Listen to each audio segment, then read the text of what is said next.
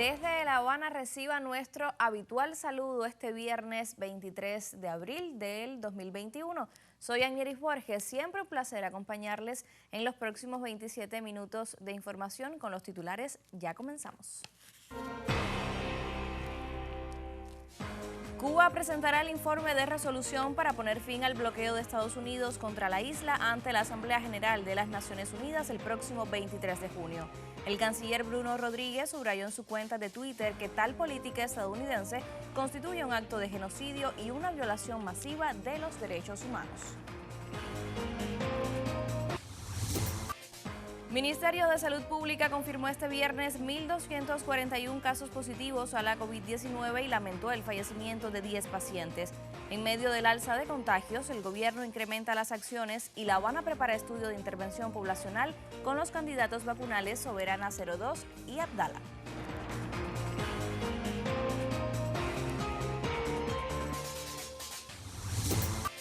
Y el Festival La Huella de España de La Habana evoca impronta de la prima bailarina absoluta Alicia Alonso. En el discurso inaugural, la presidenta del evento, Biensay Valdés, significó los aportes de la fundadora del Ballet Nacional de Cuba en la defensa de la herencia española en la cultura caribeña.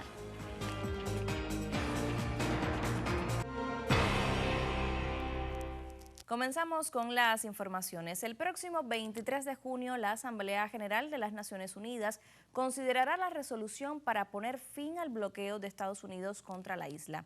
El canciller cubano Bruno Rodríguez Parrilla ratificó la confianza en el respaldo internacional a la resolución y recordó que históricamente la mayoría de las naciones representadas en ese foro internacional ha rechazado el cerco norteamericano.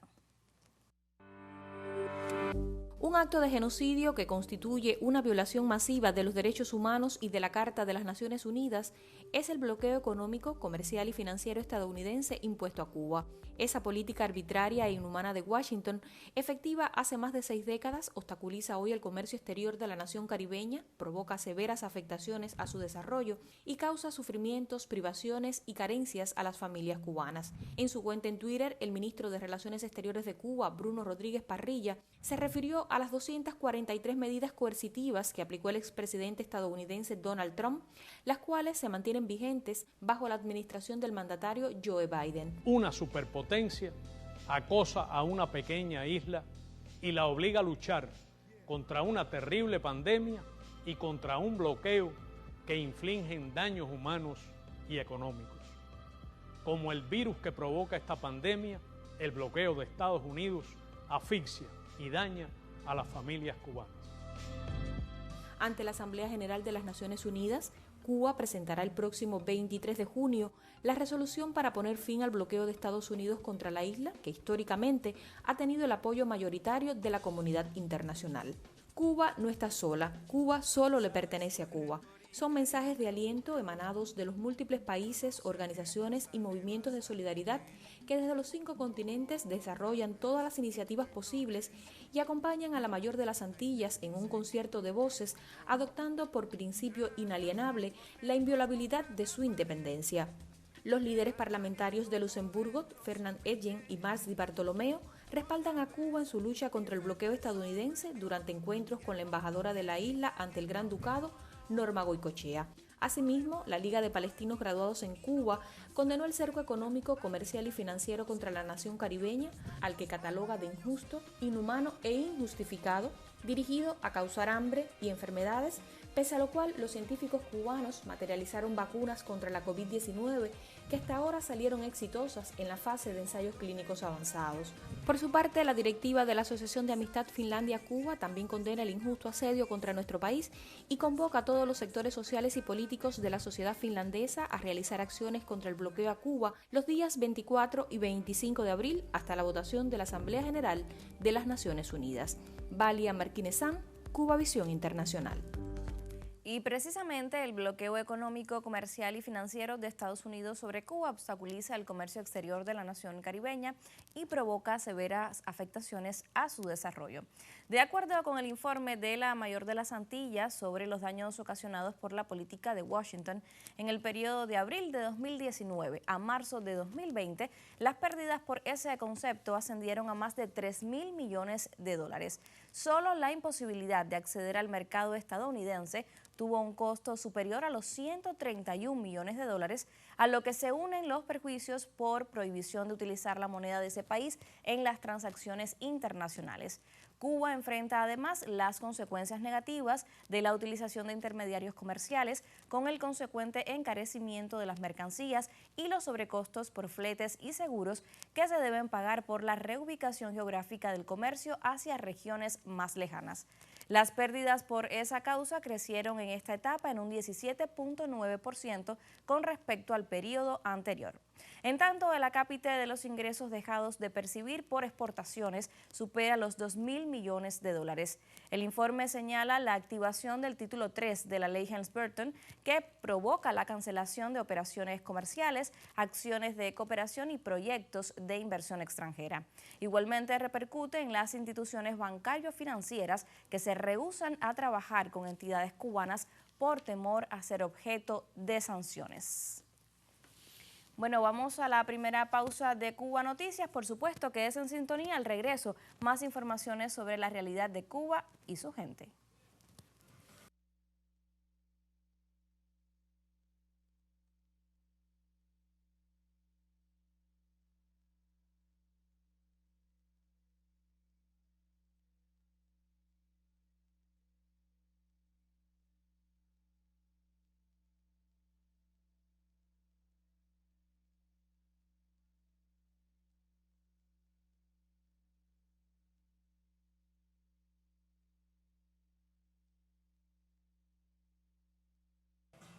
Retomamos las noticias. Vamos ahora a actualizar sobre la situación epidemiológica en Cuba, que hasta el momento califica de compleja y sin apuntar a un posible descenso del actual rebrote por la COVID-19.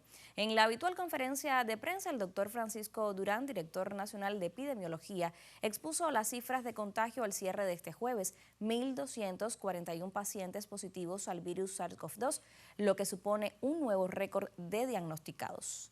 En las últimas 24 horas se informó el fallecimiento de 10 personas por complicaciones asociadas a la propia enfermedad, para un total de 560 decesos desde marzo de 2020.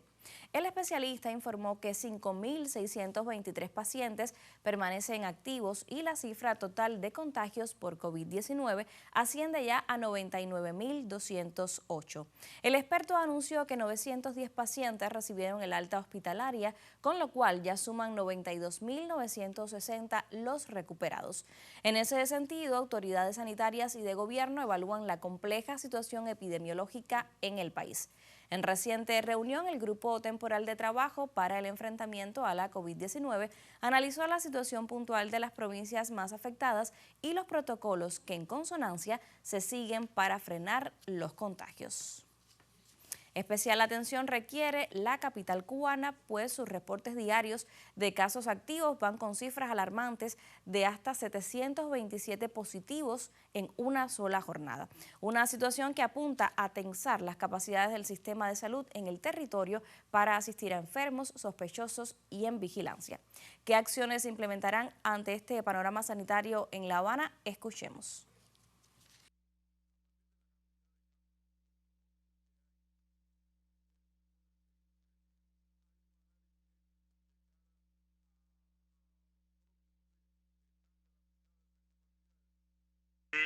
Primer ministro, lo que explicaba, nosotros como siempre lo hemos hecho, y el presidente usted nos han alertado, hay que prepararse para la peor de las situaciones. Y a partir de la movilidad que tiene la epidemia en la provincia, lo estamos haciendo, y fueron las decisiones que se adoptaron. Porque nosotros teníamos un número de camas, por ejemplo, para pacientes sospechosos de alto riesgo, que son 211 capacidades, y sospechosos de bajo riesgo, que son 1.400. Ya estamos incluso, eso es lo que se está haciendo ahora en la tarde, preparando condiciones en estos lugares para aquellos pacientes que sean sospechosos y salgan positivos, porque eso es 24 horas, que no tengan otra comorbilidad, de nosotros dejarlo ahí y aplicar el tratamiento de inmediato. Cosa esta que no ocupar cama para los pacientes positivos que son de alto riesgo. Se aíslan en la medida que yo voy teniendo pacientes positivos de bajo riesgo, yo lo voy aislando y no vinculando los sospechosos que puedan entrar al otro día con estos pacientes positivos. Y lo otro que estamos previendo, vamos a tener que limitar capacidad de lo que teníamos para contacto, cogerlo para sospechosos, para limitar esto que usted dice también. Por lo que hay que defender es al paciente, porque el paciente sí no se nos puede quedar fuera. Lo decía el reporte, La Habana presenta la mayor tasa de incidencia de la COVID-19 en Cuba. Ante ese escenario, el Ministerio de Salud Pública ultima detalles para la vacunación masiva en la capital. En reciente conferencia de prensa, la jefa del Departamento Nacional de Atención Primaria de Salud, María Elena Soto, explicó que el estudio de intervención poblacional con los candidatos vacunales Soberana 02 y Abdala está previsto para iniciar en las primeras semanas del mes de mayo. Ahora bien, ¿quiénes podrán participar? Escuchemos a la especialista. Vamos a comenzar con el estrato de 60 años y más. ¿Por qué? Justamente por ser el estrato donde existen los indicadores más desfavorables en cuanto a la morbimortalidad, o sea, las complicaciones, incluido el tema de los fallecidos, que tanto nos golpea y nos duele todos los días. Ahora, después iríamos entonces a otro estrato, que es de 59, y después se vacunarían las personas de 19 a 39. En el momento en que se produce, digamos, la descompensación aguda de la enfermedad, en ese momento la persona, digamos, una hipertensión descompensada, la diabetes mellitus descompensada, una cardiopatía isquémica que esté en estado de descompensación, la persona no puede ser vacunada. Eso no quiere decir que se compense y podamos ir entonces al proceso, o sea, se pueda vacunar sin dificultad. En estos momentos la vacuna no está concebida y excluye, en este momento, insisto, las embarazadas, las puérperas, los lactantes, bueno, de hecho dije que era a partir de los 19 años de edad. Y de la misma manera las personas que ya fueron enfermas, o sea, que ya tuvieron COVID, para ellos se diseña, pues bueno, otro tipo de, trabajando en la Soberana Plus, para el tratamiento de los convalecientes. Pasemos a conocer ahora sobre el estado del tiempo en Cuba y en sus principales destinos turísticos. Para ello está con nosotros la colega de nosotros, Ailín Justis, mi vida, bienvenida, siempre un placer recibirte. Cuéntanos, está acabando el mes, ¿cómo siguen las temperaturas aquí en el país? Bueno, gracias por la bienvenida. Continúa el calor, ya muy difícil que un frente frío cambie las temperaturas en Cuba. Ya se está acabando abril, pronto comenzará el periodo lluvioso en la zona tropical. Eso implica la aparición de otros sistemas tropicales que incrementan la probabilidad de precipitaciones, además de la propia inestabilidad vespertina típica de este periodo del año, además del calentamiento. Hay mucho calor en todo el territorio cubano y también un incremento en la humedad, lo que evidentemente ha estado generando de manera muy puntual la presencia de algunas lluvias y tormentas eléctricas que también en este periodo comienzan a aparecer, sobre todo en el horario de la tarde. Ahora mismo es poca la nubosidad en sentido general, algunas nubes altas asociadas precisamente a fuertes vientos a más de 5 kilómetros de altura, pero las precipitaciones continúan siendo pocas en sentido general. Por eso en esta próxima jornada de sábado, en la parte occidental de nuestro país, los destinos turísticos con muchísimo sol, muy poca nubosidad durante gran parte del día, la probabilidad de precipitaciones es baja y las temperaturas continúan elevadas en la madrugada, valores de 23, 26 grados Celsius por el día, suben las temperaturas a valores de 30 y hasta 33 grados en el caso de Viñales. En la parte central, con los vientos del nordeste, todavía algún intervalo nuboso pudiera llegar sobre todo a Cayo Santa María. Muy poca nubosidad en el resto de la región, con temperaturas también elevadas en la madrugada de 25, 26 grados hacia el norte, 23 grados en el caso de Trinidad, y por el día no hay precipitaciones y las temperaturas alcanzan valores de 30 y 31 grados Celsius también en Trinidad, así como en Cayo Coco y Cayo Guillermo. En la parte oriental, un amanecer también de muy poca nubosidad, muchísimo sol, prácticamente sin precipitaciones, algún nublado de manera ocasional en el caso de Baracoa, temperaturas en la madrugada de 25, 23 grados en el caso de Baracoa. Para el sur, Bayamo y Santiago de Cuba con 21 grados en la madrugada, pero fíjense que por el día llegan a 33 e incluso a 36 grados Celsius. Este sábado el sol saldrá bien temprano por el extremo más oriental de Cuba a las 6:31, 8:03 de la noche. se pondrá por Cabo San Antonio en Pinal del Río y la luna continúa en su fase de cuarto creciente. Así que ya usted sabe, está terminando abril y continúan las temperaturas elevadas en toda Cuba y con pocas precipitaciones. Nosotros regresaremos mañana con más informaciones. Tenga una excelente jornada. Por supuesto, Ailín, también te estaremos esperando aquí en Cuba Noticias. Continuamos con otras informaciones. Rusia entregó un donativo de alimentos para grupos sociales vulnerables en Cuba como parte de la cooperación en medio de la pandemia de COVID-19. A través del Programa Mundial de Alimentos, en esta nación, el país euroasiático hizo llegar 253 toneladas de aceite de girasol y 430 de harina de trigo vitaminada que beneficiarán de forma directa a 65.000 personas. Desde 2020 y en lo que va de año, Rusia ha contribuido a través de la agencia Emercom con un financiamiento que asciende a $1 millón para el Programa Mundial de Alimentos en Cuba, en apoyo a grupos vulnerables en el contexto de la pandemia. Permitió comprar 253 toneladas de aceite de girasol y 430 toneladas de harina vitaminizada de trigo que ya están en la isla justamente detrás de nosotros. Este donativo que recibimos hoy beneficiará de manera directa a más de 65.000 censados, entre ellos adultos mayores, personas vulnerables y de bajos ingresos, asistidos por el Sistema de Atención a la Familia, que constituye uno de los programas priorizados sociales del gobierno cubano. Otra evidencia de respaldo de Rusia al desarrollo de Cuba y el acompañamiento del PMA en la isla, que actúa también en apoyo al fortalecimiento de los sistemas de producción local de alimentos en Cuba. Desde 2018 hasta la fecha, el monto total de donaciones de Rusia al Programa Mundial de Alimentos en Cuba asciende a $11 millones. De ellos, 5 millones son asignados por el gobierno ruso a un programa en apoyo a la alimentación escolar sostenible en Cuba. El donativo se suma a las acciones que ejecuta el Programa Mundial de Alimentos en apoyo a la realidad socioeconómica del país. Vamos a la última pausa en esta emisión, pero para los minutos finales hemos reservado las informaciones del ámbito deportivo y cultural, así que usted quédese con nosotros.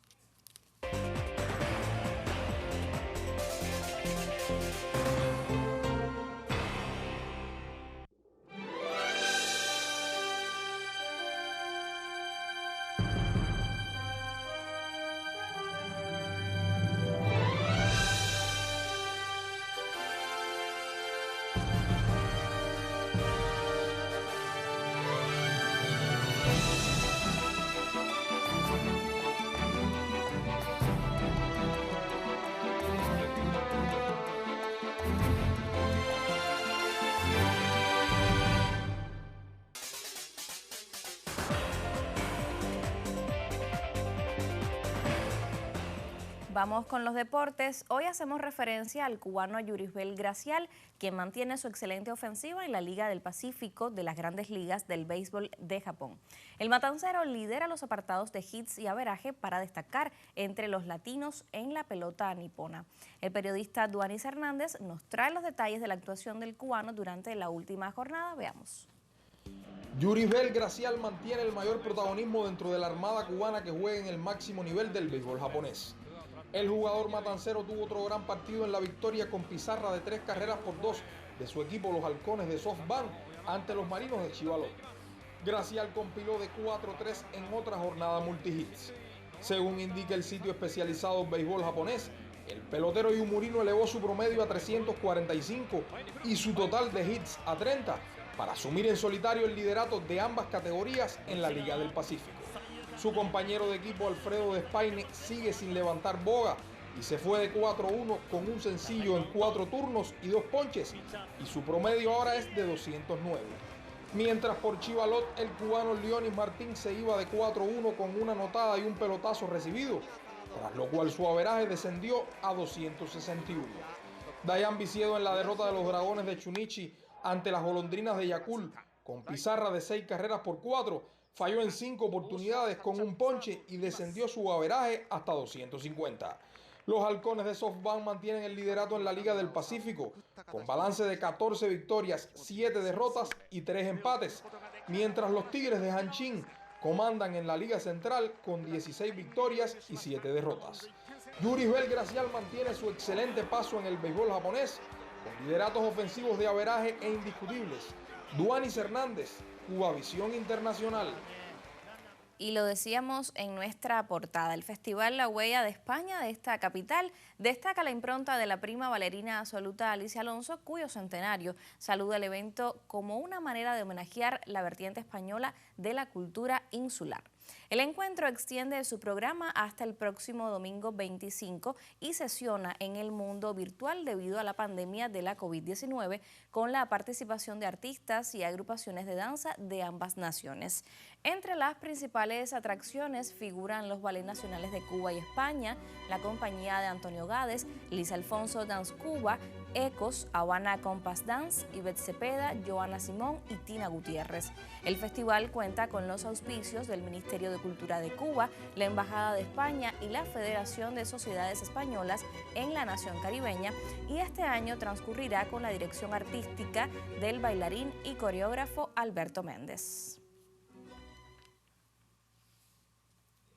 En el discurso inaugural, la presidenta del festival, Biensay Valdés, recordó los aportes de Alicia Alonso, creadora de la cita y una gran defensora de la herencia española en la cultura cubana. Escuchemos. No hemos querido renunciar a la cita creada por nuestra gran Alicia Alonso de tener un evento en el cual podríamos resaltar una de las fuentes principales de la cultura cubana. Ella, al crear este evento, concibió una forma, una manera de recordar, de homenajear a la vertiente española en nuestra cultura. Alicia también quiso potenciar aquellas expresiones artísticas que tenían una presencia de lo español con esa fusión de nuestras esencias nacionales.